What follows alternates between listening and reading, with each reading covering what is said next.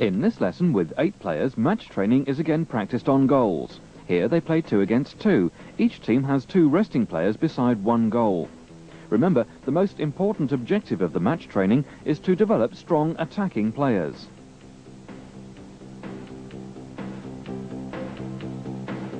For strong attacking players, match training means training at full speed and under full pressure.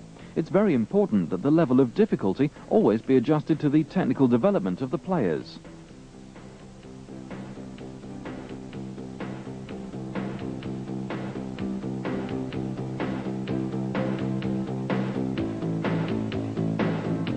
Three against 3.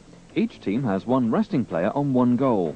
These games provide an ideal way to put into practice what they've learned. As you can see, some of the boys are beating opponents often, cutting the ball with the inside and outside foot.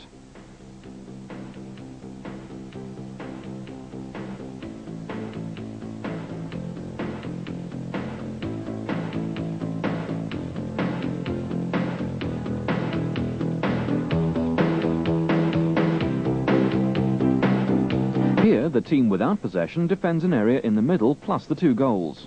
The players who start at an early age with this method will have a distinct advantage over the players who are introduced to the skills later on. The difference will be the speed, control and spontaneity in using individual techniques under pressure.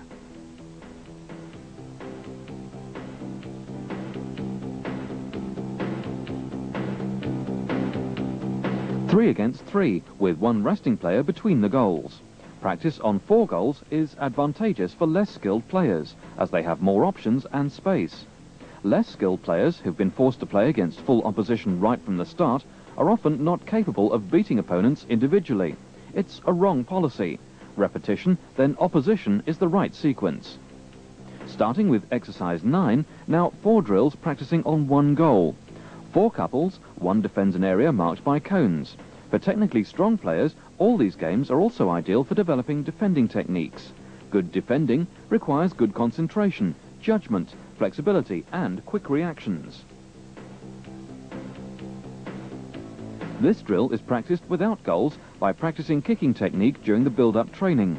These drills become a pleasure when you've mastered the skills. All players enjoy things that they can do well. The more you're able to widen your abilities, the more enjoyment you'll get out of the game.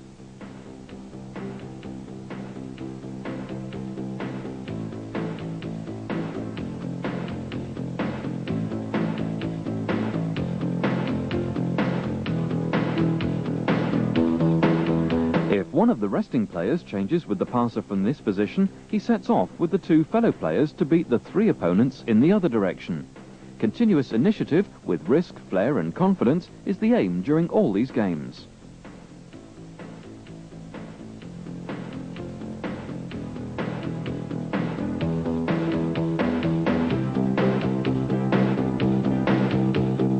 Two against 2 resting players of each team between 2 cones.